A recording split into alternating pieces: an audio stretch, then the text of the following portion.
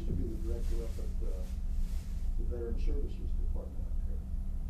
And that's why I asked Oh, I see. if you were going to that office, and that's where you should be going. Yeah.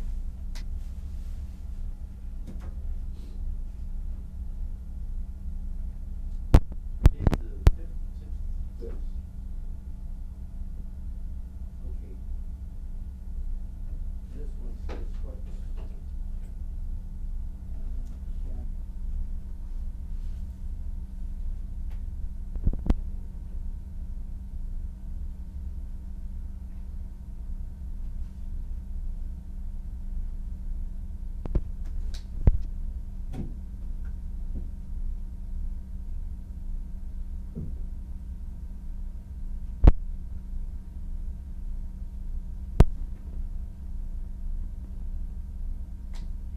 Oh.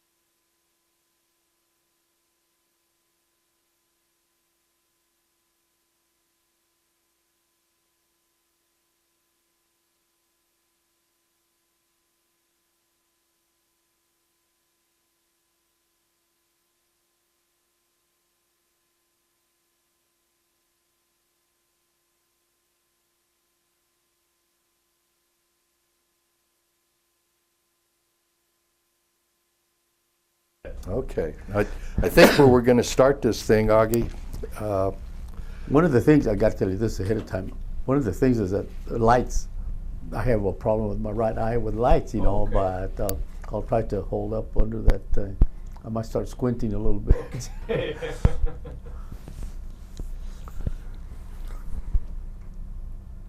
Augie, what's your last name? Flores, F-L-O-R-E-S. I should have known. Yeah, You Flores. said Dr. Flores. Now, do I start with this thing here, Ken? Yes. Okay.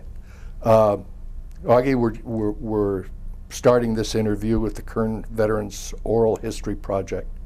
And what the intent of this is that eventually these will all be compiled and sent back to Washington, D.C. and to be retained in the Library of Congress. Today's date for the interview is November 5th, 2012. I'm sorry, December 12th, December 5th, 2012. I'm the interviewer. My name is Charles Bukakis. My birthday is February 11th, 1935. Still a child. I'm still a child, but I am a retired Marine. And we're interviewing today former Marine Augustine Rosales. No, Augustine Joseph Flores. Augustine Joseph Flores. You can Yes. edit this, right? Oh, yeah. Okay. Yes. Good. And the photographer is Ken. Lee Vaughn. Okay, Lee Vaughn, and we call him Ken. Okay. You and I have already discussed some of your history. Yes. And let me tell you what my interest is in being able to conduct this interview is that I'm a retired Marine. And as I mentioned earlier, I had an uncle who received wounds in on the battle for Iwo Jima and later died in the hospital in Pearl Harbor. And quite amazingly, we find out that you and him were in the same organization. Both members of the 4th Marine Division, 25th Marines. 25th Marines, and in fact participated in some of the same campaigns in the Pacific. So I've kind of brought that out, and now it's time for you to start talking. Why don't you talk to us a little bit about how you got into the Marine Corps? Okay, well, let me say that I'm a native of Bakersfield. I was born here in January 1924, and I was an orphan by the time I was 9 years old. At age 17, because of my life experiences, I wanted to do something more than go to high school, and I was supposed to register at high school. It was September of 1941. I remember that. So I left. There was such a mess of people. Well, I call them the teacher's pets that could change their schedules by request and stuff. And I had to stand in line, Anyway, to make a long story short, I just decided I'll go for a walk. I went by the post office downtown, and I said, we're accepting Marines now, 17, this, that. So I signed up. And I had 2 older sisters, and they were supposed to sign for me. They told me they weren't going to sign, and I said, well, if you don't sign for me, I'm going to run away anyhow, so you might as well sign for it. So they finally did consent, So I went in 1941 in boot camp in San Diego, California, and from there went to Camp Elliott with 2nd Marine Division, which when the war broke out, a lot of those guys were just dying to go to make the landings at some of the commandos and those guys under Edison and Carlson, those famous guys, Roosevelt, James Roosevelt, that made those some of those landings, secret landings. Most of them went to Guadalcanal. I was sent to North Carolina. I was just made corporal. I think I was going up pretty fast. I don't know why. I was just doing the very best that I could. I just wanted to prove that I was a real Marine, and wanted to form in the 23rd Marine Division Regiment, and subsequently transferred to form the 25th Marine Regiment in North Carolina. When we got through with our training there, which was a pretty good training, very thorough, we were sent back to San Diego, around through the Panama Canal, and there we were formed as the 4th Marine Division that was about to go into combat. And we didn't know it at the time, or at least I didn't know it at the time, but it turns out that we were the guinea pigs for a thing that they call Combat Unit Loaded. We left San Diego and went straight into combat. We rendezvoused in the Hawaiian Island area, and from there went and hit the Roy Namur atoll. There was kind of like we had to hit a couple of islands first, and then hit another island, the one that had the airport. So my outfit was to hit one island, another battalion hit another one, and the 3rd battalion was to hit where the airfield was. So they had quite a time, but. That was my first combat experience there. We came back to Maui, rendezvoused in Maui, reformed in Maui, and then we assaulted Saipan and Tinian. I got wounded on Saipan in the assault landing. I was a machine gun section leader, that is, I had 2 machine guns under my control. Supposed to have under my control, but they made it without me because I got wounded. I was in Aia Heights for a while there while recovering, and I asked to go back to my outfit instead of coming back to the States. So, because of that not too smart a move, I wanted going to Iwo Jima, where almost we got hit man for man there practically. If you read the history, you find out that we lost almost as many men as they did, and it turned out to be a fortress. As I understand, and it was bad news. I think it's kind of news that you'd like to forget, and it kind of stirs you up thinking about it. But Subsequently, I got out in the Marine Corps. You know, I stayed for the community service government a little over my time. I was supposed to be 4 years. I think I stayed a couple of months overtime. In 1947, I tried to start a business locally, and that kind of fell through. There wasn't much going on in Bakersfield at that time. So I thought, well, Eisenhower has the Marines in Italy, so I'll get to go to Europe. You know, I mean, I work with machine guns and, you know, ammunition and stuff like that. Where else could they possibly send me? They sent me to downtown San Francisco, the Pacific headquarters, where I lived like a civilian with a Marine uniform and a 45 on my side, you know, and stuff like that. I lasted a year and a half there, and then I got, like I say, I got shanghaied to Barstow, the honky-tonk town. There's 3 bases, Nebo, Daggett, and Yermo, as I recall. And I finished that tour, was 47 to 50, June of 47 to June of 50. And I no sooner got out than they called me right back because of the Korean conflict. And so a lot of my friends had already gotten killed. You know, I talked to Who were them. you with when you were in Korea? I didn't go to Korea. That's what I was going to tell you. Okay. What happened was they kept me as a combat tactics instructor at Camp Pendleton. So every Marine that went to Korea had to go through our training because of the newer weapons and, you know, the changes in combat tactics and stuff like that were taking place. So I was selected as one of those people. But that didn't last too long, just a little over a year, as I recall. I got out in 1951. I think it was November of 1951 I got out again as a staff sergeant. Yeah, so that was the extent of my experience in the Marine Corps. You know, I mean, there's a lot more to it, of course, but, you know, briefly. Do you want to talk about any of the details of the landing on Iwo Jima? Well, you know, I don't think people realize what an assault landing is. There's one thing to be in combat, you know, like where you have your field guns, you're shooting in cities and this and that. The landings that we made are on islands that, well, Saipan did have a population of civilians in Tinian too, you know, and a lot of those people unfortunately were killed. Couldn't be helped.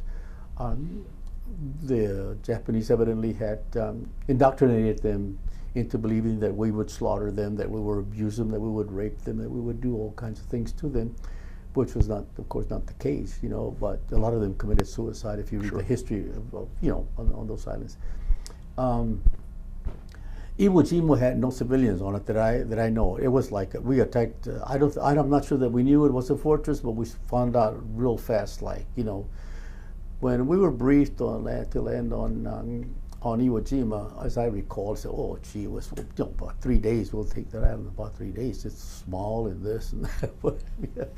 And it was a tick for tack. I mean, it was very, very, very difficult, a very difficult combat situation. But making an assault landing, you have an awful lot of ammunition going off, you know, the naval ships are firing, our airplanes are dive bombing before we land, and just before we land they stop, or we hope they do. Unfortunately for us, sometimes, I'm not accusing them of deliberately doing that, but sometimes, you know, the word didn't get to some of the naval ships and they would fire on us while we were making the landing. Wow. It's horrifying to see the evidence of that when you're trying to make a landing and see one of your buddies covered with blocks, you know, like on Iwo Jima, it looked like adobe blocks, you know. Still had his glasses on. I can't, you know, you can't forget those pictures, you can't forget those faces. It's tough, it's hard. I think one of the things about Iwo Jima is that they raised the flag on Mount Suribachi. Yeah. Early in the combat, I mean, like 2 or 3 or 4 days after you all landed there. The war went on for another 2.5 weeks after that. That was really just the beginning. I was asked in an interview in San Francisco, well, several, all of us, last year, a few of the guys that are still around, we have an anniversary thing in February. The Marine Memorial in San Francisco. Know where it I've is. been invited the last 2 years, so I've gone because I enjoy the camaraderie. And General Snowden, who's a Medal of Honor winner, was there, and he was on that side, but he got shot by guys that were on Mount Suribachi because his back was to them. You know, Yeah. they'd go around. Some guys climbing the mountain. He's going around the mountain, going on that other side over there. So he got wounded that way. So, but he came back and with his troops after he got treated. That was. What was I going to say? Oh yeah, they asked me, what were you doing? What did you think when you heard that the flag was raised? I said, well, I'm not sure. I didn't see it. I think there was an echo that went across the combat line, you know. I mean, it's hard for anybody to even picture what was going on when that flag. These guys are fighting when they're putting the flag on. And they didn't just raise the flag. I mean, Yeah. they're being shot at and shooting back. There's other guys involved too, you know, around the mountain. Yep. Yeah, everybody's shooting. You know, there's all kinds of shooting going on all over the place. You know, I mean, fear is wild. Some of those things that those Japs fired, I say Japs, should say Japanese fired, were like tubes, you know, like mortar tubes, like huge things, and they made a horrible screeching noise. I mean, it was really. Anybody that wasn't frightened is lying, in my view, you know. And if they hit you, you were, you know, they probably wouldn't find any part of you, you know. But, yeah. But that's what was going on. So I said, you know, well, the flag went up. Okay, so good, you know, big deal, you know. You got a long ways to go yet, you know. I had somebody ask me what the significance of Iwo Jima was. Do you want to talk about why we needed to get that island? What they we had to go step by step as close as we could. Our next step was we were preparing after Iwo Jima, went back to Maui, and we were preparing to hit Japan. Yeah, we were excited when they told us about the A-bomb, you know. Yeah.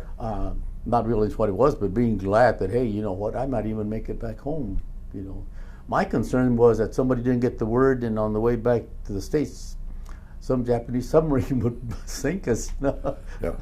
Yeah. So I thought, you know. You mentioned Maui a couple times, and I think That was a rest camp. all of the divisions had a rest camp in different Well, locales. I can't speak to that, but the 4th Marine Division, that was our reformation area. Yeah, and we have a memorial park there. 4th Marine Division has a memorial park on Iwo Jima, Really? on Maui. They have a memorial on Iwo Jima too, by the way. You know, people go visit it every year. They have a memorial service there every year. Have you been back? No, I don't have any interest in going back to any of those islands. Yeah. No, none at all. You spend enough time on Well, no, I think that I'd be more interested in visiting all of the United States of America, you know. there you go. Even some places where I wasn't necessarily welcome, you know, over the years. We have such a variety of people.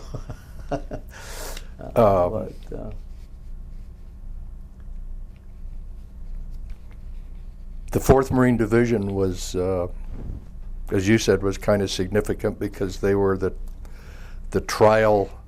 Some of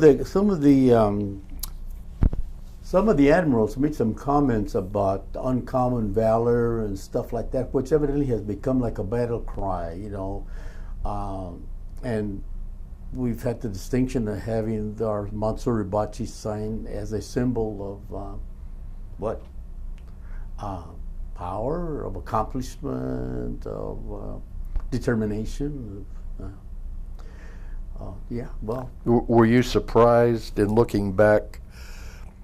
Iwo Jima is always the most significant battle, but I believe the Battle of Saipan was almost as deadly and hard fought. Yeah, well, it's very different because there you had civilians and you had, you had a lot, different kind of firepower. I think that you had a lot of air power there that they used, and then they had airfields to build there. And on Tinian, which is like across the street, you know, there's like a small body of water between Tinian and Saipan. Yeah, so Tinian was not anything like Saipan. Actually, I wasn't there. You know, can't really speak to exactly what happened, but one of my lieutenants lost his head there. Wow. but only because he was careless. That's what I understand. Like I said, wasn't there, but he had the habit of taking his helmet off and walking around with his helmet. I don't know why he didn't like to wear his helmet, and unfortunately, not that the helmet would have helped, but he should have been down when he was standing up, you know. And a piece of shrapnel must have just sheared his head off, you know. Things happen, you know. We do a lot of dumb things in combat too. We do smart things, but we do a lot of dumb things too. That you do the best you can, and then whatever happens, you know, happens. That's life. No regrets about going into the Marine Corps? Oh no! I was 17 years old. I was hungry. I was fed, and I was paid $19 a month, and you know, more medical attention or whatever. You know, after a few months, they upped it to $22 a month. Did you ever have any thoughts of maybe you should have been in another service? Oh no! No. And I think that's a No, if I had to go back right now to any service, I'd go back in the Marine Corps. Yeah. I had a very good friend from Korea who I never realized the significance of what he told me, but Navy Cross. And I asked him one time, I said, you know, why didn't you stay in? And he said, oh, I said, it wasn't the life for me. He said, I didn't like the fighting. I didn't like war and that. But if I had to go in again, I would go back into the Marine Corps. War is no fun. Anybody that likes war has got to be, in my estimation, there's something wrong with their brain, you know. But you go because you have to go, not because you necessarily want to. We understood you know, I know that I was here in Bakersfield when we could leave the night that they bombed Pearl Harbor. And I remember having to go back without lights on cars, you know. It was at a movie that said all military personnel report back to your branch of service, you know, stuff. So I had to go right back to San Diego area, Camp Pendleton. And as a matter of fact, it was Camp Elliott at the time where I was at, Second Division, yeah. And you just... Had you completed boot camp before the war started? Oh yes, yeah. Okay. I was on weekend leave here in Bakersfield when Okay. Pearl Harbor happened. Yeah. Yeah, I was already going to Liberty and stuff like that. I was enjoying the Marine Corps then, you know. Well, with my luck, a war broke out. Yeah. What did you do then? Pardon? What did you do when you found out war had broken out? Well, I just went back to my base. We had to sleep with our clothes on and a rifle right next to us, loaded rifle right next to us. That had never happened before. Everything changed. Everything changed. Yeah. You know, it's very. I think it's extremely hard unless you can imagine the. You know, it's hard to tell people, like especially kids that want to know about the war now. You know, they have television, they have all kinds of gadgets, they have some modern stuff that we wouldn't even think of. You know, my day you had to crank a telephone to get a phone call through. You know, or you had to get an operator to get a phone long distance and stuff like that. And it's hard for people to even imagine some of the things you try to talk about. It you know, it doesn't really sit in all that clearly. But I can now, as I review history, a lot of things come back to me, you know, and I can sense a desperation of. Do you remember the even name? Before the war, of the people from Oklahoma, because as an orphan, I even wound up getting fed by a person that was from Oklahoma, Mrs. Clark. I'll never forget Mrs. Clark, because when I came home from school and the people I stayed with were not there yet, I was supposed to go to her house, which was out by the Weibel Road at the Kern Valley Packing Company. And Mrs. Clark made biscuits that you would pay anybody to eat, you know. And she made her own butter and stuff like that. They were that type of people. Yeah. You know? Yeah. So I'm reviewing life in a way that a lot of young people now can't quite remember it that way. But since I lived it, I'm aware of. So I say that because I was able to appreciate my Marine Corps status a whole lot better, you know. From your Marine Corps experience? Yeah, from a Marine Corps standpoint and the DI that I had at Do you remember the time, his name? I don't remember his name, but I have a picture of him. And I remember him saying, I was a bum, I wrote the railroads, and the Marine Corps made a man out of me. I remember him saying that, you know, I haven't forgotten that, you know. He says, I was hungry and I was a bum, I ran, you know, I couldn't find work. I didn't have work. And the Marine Corps made a man on me. And he was straight as an arrow, and he was a tough guy too, you know. But you couldn't help but respect him because the things he said to us were, you know, how to be a better person and how to, of course, train us to, you know, get us physically fit to do what we had to do. Do you recall any of those heroes of World War II? Did you ever run into John Basilone?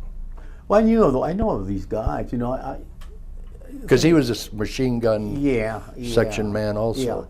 Yeah, I don't mean to take away from any of the guys that got, you know, awards and stuff like that, but you know, it seems to me like there's so many people in combat that could have gotten the same medals and no one even knows about or mentions, and that's why I'm interested in some of the verses that I hear of guys that, you know, Sure. the real heroes are still there. You know, they're buried there. Those are the really real heroes. You know,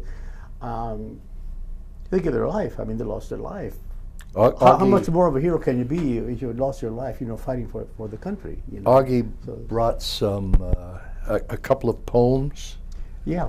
that you were going to read for us. Well, I will, but I didn't know that you would want me to read them. Absolutely. This is all part. This is viewing and hearing also. So yeah. Well, you know, at the present time, because of the fact that a lot of the guys have disappeared now, the last few years have been the chaplain for the 4th Marine Division Association. Mm-hmm. So they have an annual meeting, and my job is to respond in prayer and, you know, however they ask me to. But one of the things that I picked up on was this little verse, "They survived," and I'll read it to you since Sure. you asked me to. "When you pin the poppy on and remember those who died, remember too the men who fought beside them and survived. They came home to start again, but struggled with their mind to forget the horror of the days and the hell they left behind. Wounded, though they did not bleed, they cried for close friends lost, but fought on bravely, for they knew freedom was worth the cost. Though they are old and scarred for life, they suffered for us all. And in their dreams, the battles rage and fallen comrades call. So when you hear the honor roll and names of those who died, remember too the men who fought beside them and survived." And this is author unknown, and I picked it up from a long time ago. So I've used that pretty regularly wherever Sure. anybody wants to hear, you know, because when I came back, I tried to, you know, leave all that behind, all the names that we called the other people, the enemy, and all the horrible things that I got to see. But then I started getting letters from people asking me about their brother, asking me about their dad, who never talked about this and that. Many years later, I had to start going back. As a matter of fact, like you're doing now, I had to go back and start going over some of this stuff that I was able to find, you know. And that's when I started going back to the Marine Corps, 4th Marine Division reunions. Yeah. Up till that time, I hadn't gone to any of them. Of course, I had a family to raise, and I had to feed them too, so I couldn't really afford to be running around the country, although I would like to. I like to travel. But I was asked about, like one young lady said, my brother, you know, was lost in combat, and it was on Iwo Jima, and there's no place to go on Iwo Jima. I mean, remember I told you about those huge shells that landed on us? And What do they call those? well, Boxcars or that's something what- like that? I remember they had names for them. I don't recall them, but he was probably one of those people that was disseminated. You know, I don't know what happened. I don't really know, but he couldn't have been lost. I mean, it wasn't that big an island. Yeah. It was a fortress, but you could account for almost everybody there. You know, but sometimes you couldn't even find the dog tags. You know, from a person if they were blown to pieces. I'll give you one example, which is a horrible example. As we were climbing if you look at the map that you have there on Iwo Jima, my unit is climbing to the right alongside the ocean side, and it's a hill. You have to climb like a small hill. Do you have names for them? And under firing conditions, it's a very difficult hill to climb, you know. And that's where I saw some of these guys where there was a huge gun emplacement there. And evidently the Navy must have been firing on that. When they hit it, some of the guys were on it, I think. That's my version. Yeah. I don't know that to be an absolute fact. But seeing the blocks of like adobe blocks covering them and only this part of the head sticking out, you know, like I guess his glasses still had his glasses on and stuff. These guys, well, the one that I'm thinking about anyway, you know,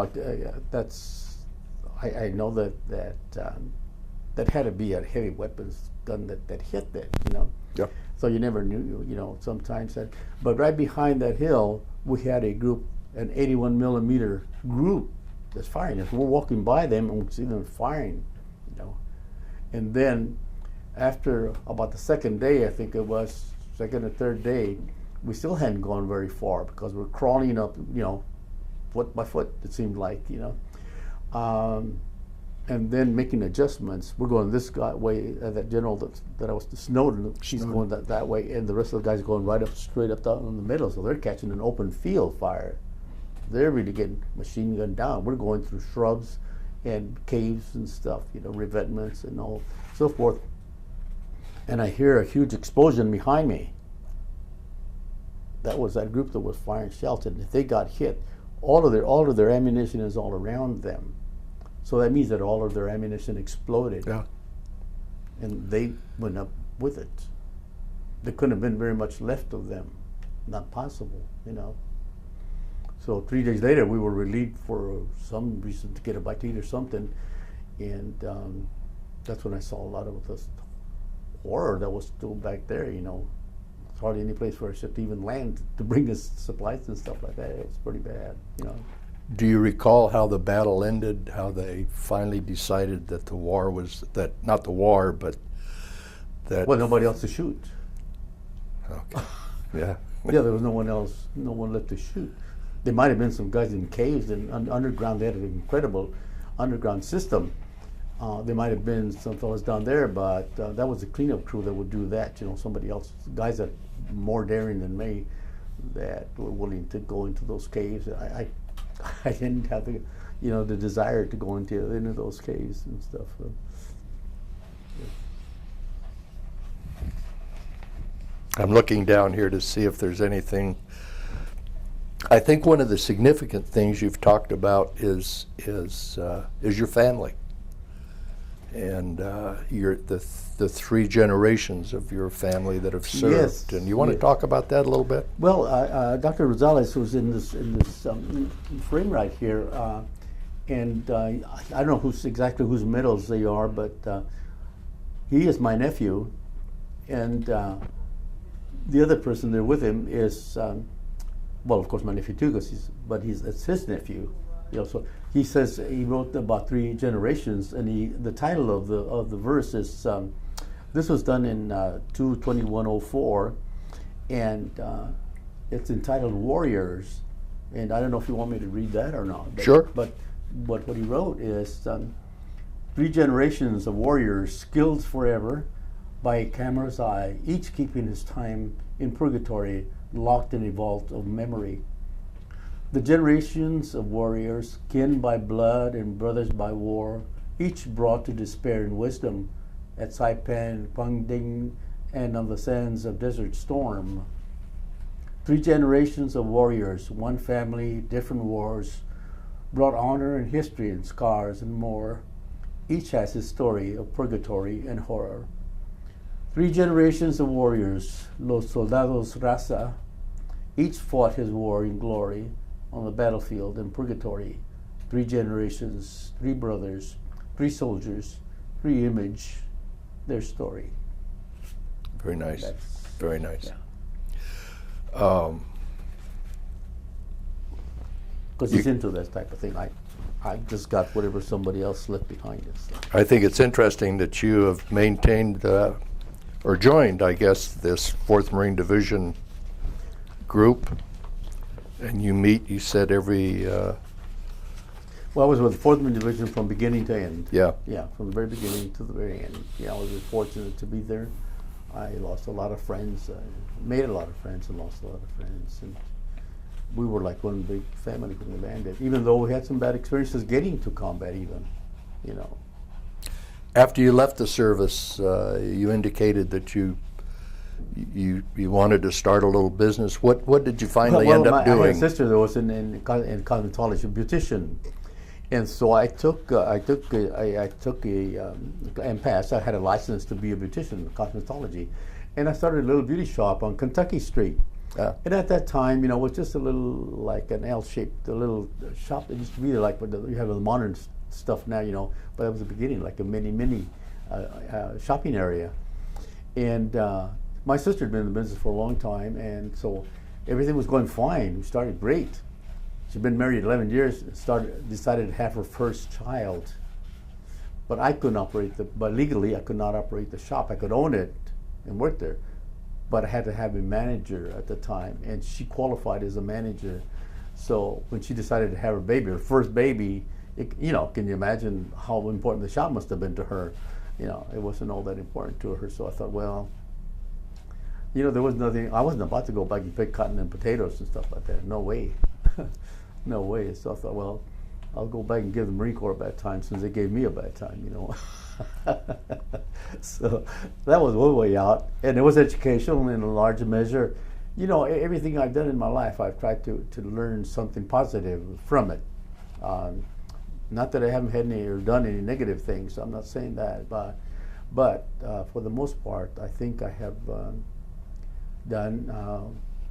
I worked for the probation department for 28 years. Oh, okay. And much to my surprise, I got a huge plaque of commendations for things that I did there. I worked for the city police department for 5.5 years, and that was good too. Except I prefer to help people rather than lock them up, and that was my cup of tea, to put it that way. You know, that's something I enjoyed. Something that to this very day, people stop me on the street and remind me that I arrested them or that I did this or that for them, and I always tell them, you know what, you did it. I suggested something and you did it, so you're the one that did it, not me. You know, I was, you know, it's good to get some credit for it, but you know, if they hadn't listened, it wouldn't have done much good. You know, all the advice wouldn't have done much good. So.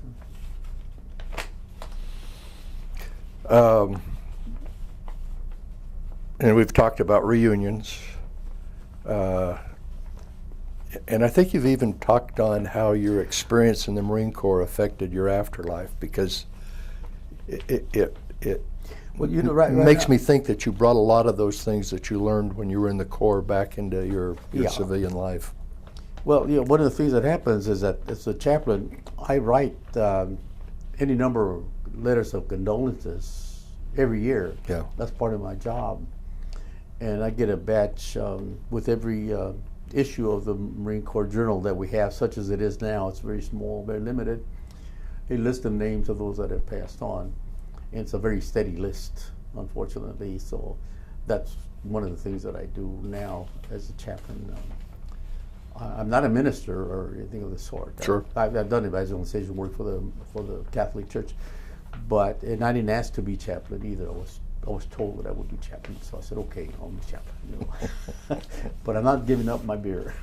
Is General Snowden still part of the group? General Snowden is very active. As a matter of fact, the reason we meet is primarily, I think, because of his efforts, and he has been in high command with the Marine Corps throughout various wars, including Korea and other incidents too. You've been very much involved. I served with him during part of my time in the Marine Corps. Oh, you did, yeah. So you know about him. So I know him. Yeah. He's an outstanding person, yeah. And he's still very, very active and strong, good-looking guy. Yep. Very, very educated. Yeah. Is there anything else you'd like to add to this interview before we end it, Augie? Well, after I leave, I'll probably think of a lot of things that I could have said, but I don't want to. I think if you can, we talked about you bringing in some of those dates and that, and I think they can add that to the to the interview. Yeah, here. there'll be more precise dates. Be exact dates, as a matter of fact. that are confirmed by the government, not by me, confirmed by them, yeah. I don't have anything else. It's been an honor and a privilege talking to you, and you're one of the reasons that I think I decided that I wanted to go into the Corps because of what you all did during World War II, which I remember very vividly. So, But I think I would like to say that I consider myself extremely fortunate to be here, to be alive, to be here, to have survived and be able to share my life with other people.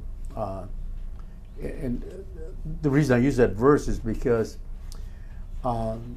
there's so many fellows that need someone to encourage them to go on. There's so many things that need to be done. Your life goes on, and as difficult as it might be to forget some of the things that you want to forget,